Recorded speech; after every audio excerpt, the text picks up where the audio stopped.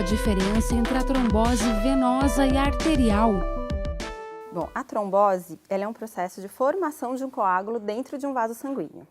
Como é que eu vou diferenciar essa trombose, né? Se eu tenho uma trombose dentro de uma artéria, eu vou chamar essa trombose de uma trombose arterial. Se eu tenho essa trombose dentro de uma veia, essa trombose é uma trombose venosa, né? Então, o fato trombose é o mesmo, é a formação desse coágulo que ocluiu esse vaso, tá? Dependendo do vaso que está sendo ocluído, vou ter a trombose arterial, então uma artéria está sendo ocluída por um coágulo, ou uma trombose venosa, que é uma veia sendo ocluída por um coágulo.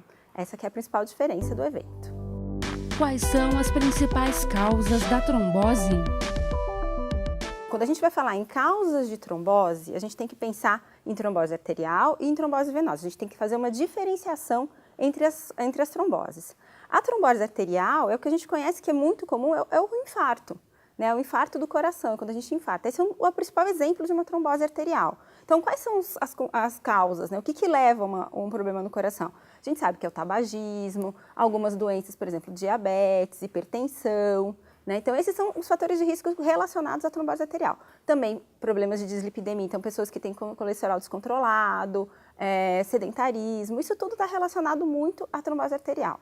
Já a trombose venosa, que alguns desses fatores também são válidos, então pressão alta também é válido para a trombose venosa, né? O problema de sedentarismo também é válido, tabagismo também é válido. A gente tem outras causas que estão relacionadas. Por exemplo, algumas doenças no sangue, que a gente chama de trombofilias, que podem predispor essa trombose venosa.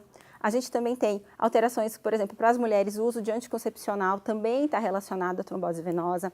Trombose venosa também está relacionada a viagens de longa distância. Então, por exemplo, muito tempo dentro de um avião, a gente sabe que também está relacionado com o aumento do risco de trombose venosa. Existem outros fatores também mais raros, mas esses seriam os mais comuns que a gente consegue elucidar aqui. Quais são os principais sintomas da trombose? Quando a gente fala em sintoma de trombose, a gente precisa diferenciar a trombose arterial da trombose venosa. A trombose arterial, se a gente pegar como principal exemplo o infarto do miocárdio, né, o coração que está infartando, é a dor. A gente sabe que é uma dor muito importante. Então, uma trombose no coração, a gente tem uma artéria do coração sendo fechada por um coágulo, você vai ter a dor, você vai ter a falta de ar, você pode ter sudorese. Você também pode ter outro tipo de trombose arterial que também é muito comum no nosso meio, que é o AVC, né? O derrame cerebral. Então, a pessoa pode ter alteração de força muscular, alteração de sensibilidade. Então, no caso da trombose arterial, você vai ter muito relacionado com a localização dessa trombose. Por exemplo, uma trombose arterial numa perna, você vai ter o quê? Essa perna vai ficar gelada, porque não está chegando sangue arterial nessa perna. Então, ela fica gelada, ela fica com a pele pegajosa, ela tem uma dor muito importante, é uma dor muito grande, muito intensa no membro que está sendo afetado pela trombose. Ela fica fria, azulada, né? Fica cianótica. Isso é uma trombose arterial. Uma trombose venosa, pensando no mesmo membro inferior, para eu tentar diferenciar, eu vou ver que quando ocorre essa trombose, você também tem a dor, mas não é uma dor tão importante, não é uma dor tão intensa quando uma veia é ocluída numa perna. Você pode ter, na verdade, em vez de ficar fria, essa perna pode ficar um pouco mais quente, um pouco mais inchada. Porque o que acontece? A veia, ela traz o sangue das pernas de volta para o coração. Então, esse sangue não vai voltar, ele vai ficar represado, porque a veia que estaria trazendo esse sangue está ocluída, né? Tem um coágulo ocluindo a passagem desse sangue. Então, esse sangue fica represado, então pode ficar, às vezes, até mais quente, mais avermelhado essa perna, e também tem a dor. Esses seriam os principais sintomas, tanto da trombose arterial quanto da trombose venosa. Em que parte do corpo a trombose é mais frequente? Quando a gente fala em localização de trombose, a gente precisa pensar se a gente está falando de uma trombose arterial ou se a gente está falando de uma trombose venosa. As tromboses venosas, elas são muito mais comuns nos membros inferiores, né? É muito comum a gente já sempre conhecer alguém, ter algum familiar, algum conhecido que já teve uma trombose nas pernas, né? Então é muito mais comum nos membros inferiores. A trombose arterial, esses quadros aí, eles são o mais comum que a gente mais ouve falar realmente é o infarto e o AVC, seriam os dois lugares. Então o coração e o sistema nervoso central estariam aí com maior predisposição para as tromboses arteriais. Quais são os fatores de risco para a trombose?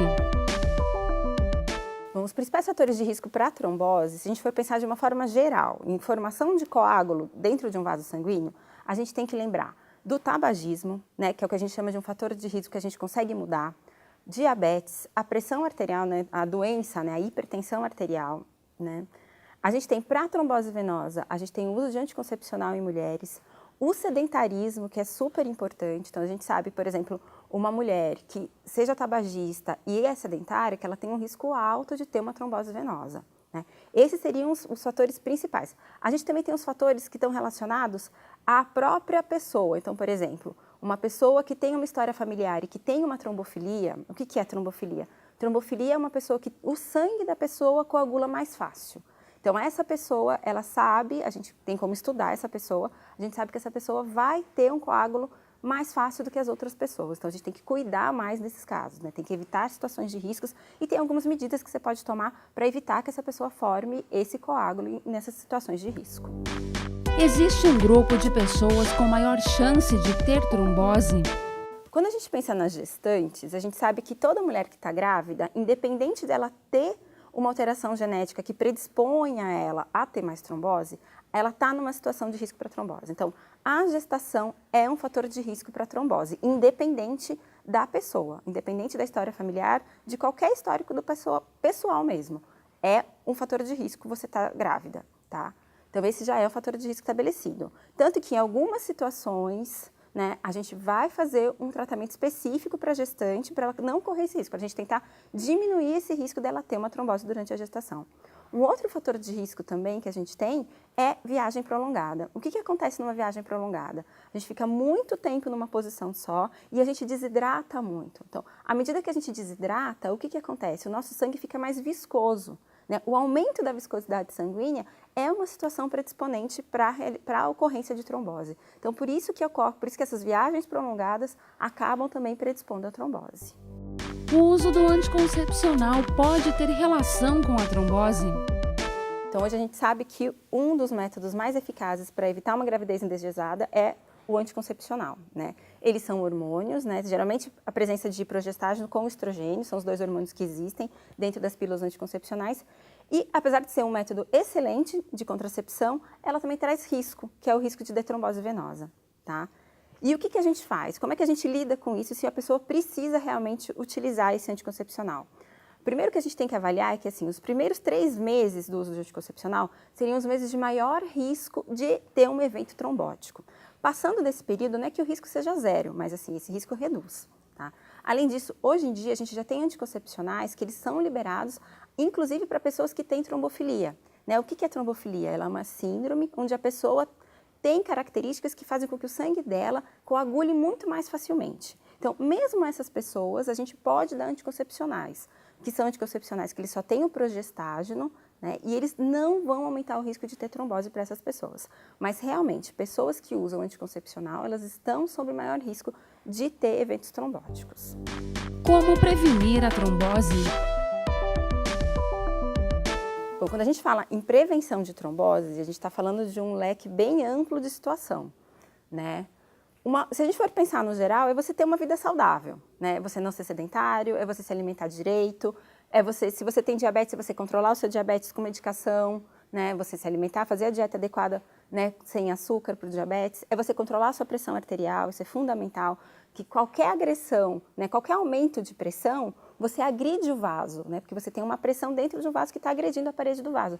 E isso já estimula a formação do coágulo nesse vaso, então isso já estimula a formação do trombo. Então, se a gente for pensar de uma prevenção de um modo geral, é você ter uma vida realmente saudável, fazer exercício físico, controlar o seu colesterol, não fumar. Esses seriam os métodos básicos, mas aí você pode falar para mim, mas e aquelas pessoas que já nascem com uma tendência a ter trombose?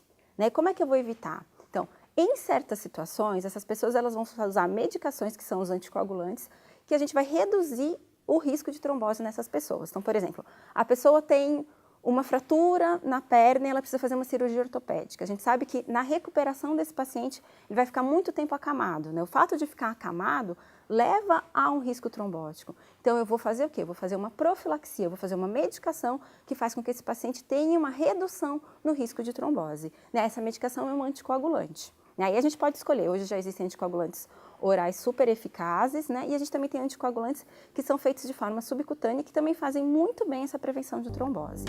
Como a trombose é tratada?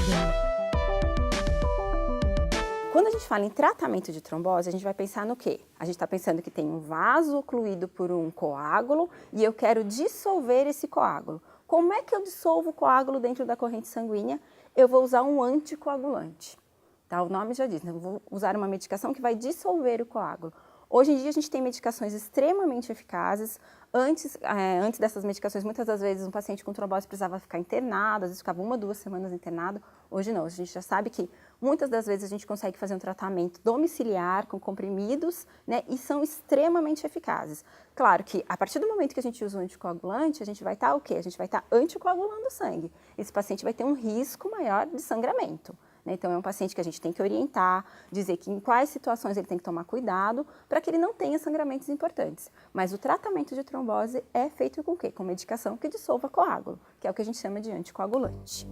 Como podemos prevenir a trombose? Bom, então quando a gente fala em prevenção de trombose, o que eu vou pensar? Eu vou pensar em adequar a minha qualidade de vida, né? Então, o que eu vou fazer? Eu vou controlar meu diabetes, eu vou controlar minha pressão alta, eu vou me alimentar adequadamente, eu vou fazer exercício, eu não vou fumar. Todas essas situações eu já estou prevenindo trombose. E aí vale tanto para a trombose arterial quanto para a trombose venosa, né? Então, todas essas medidas de qualidade de vida só vão me trazer benefício, né? E aqueles pacientes que a própria genética deles faz com que o sangue coagule mais, então, que a gente chama dos pacientes que têm trombofilia. Esses pacientes especificamente, como que a gente vai prevenir a trombose neles? A gente sabe que em algumas situações eles vão ter um maior risco, por exemplo, uma mulher que tenha trombofilia e fique grávida, então a gente vai tratar na gravidez essa paciente de uma forma a reduzir o risco dela de ter trombose, usando geralmente anticoagulantes, tá? Outras situações, como situações de cirurgia, pacientes que fiquem muito tempo acamados, a gente também vai fazer essa profilaxia com anticoagulantes, tá? Como que eu sei se eu sei que eu preciso fazer exame ou não para determinar se eu tenho ou não trombofilia, né? Se eu tenho esse risco aumentado de ter trombose? Isso vai muito da história familiar do paciente. Uma família que tenha muitos casos de trombose, ou que o pai já saiba que teve uma trombose, provavelmente os filhos também podem ter. Então, em algumas situações é indicado a gente fazer testes específicos. São testes hoje muito difundidos, né? São testes simples de serem feitos, né? E que a gente consegue esse diagnóstico de uma forma rápida e segura. E aí, muitas das vezes a gente consegue tomar as condutas antes desses pacientes terem a trombose. Existe um grupo de pessoas onde a trombose é predominante? Quando a gente fala em predominância de trombose, né, em incidência da trombose, a gente sabe que, por exemplo, as mulheres, elas são protegidas de eventos trombóticos arteriais enquanto não estão na menopausa. A partir do momento que elas passam para a menopausa, esse risco, ele fica igual ao dos homens. Então, homem, ele tem um risco maior de ter evento trombótico, né? E esse risco para a mulher, ela se iguala depois que a mulher entra na menopausa. Então, a gente, com os nossos hormônios sexuais, eles protegem a gente de tromboses, tá? Então, esse é o primeiro fator. Geralmente, a trombose vai acontecer mais em homens adultos mesmo, né? E aí a gente vai ter as situações específicas de pessoas, né, de gestantes, né, que aumenta o risco de trombose. A gente tem um risco aí para pacientes que têm diabetes, o risco que a gente tem para pacientes que têm pressão alta, que são situações específicas, tá? Para o risco da trombose.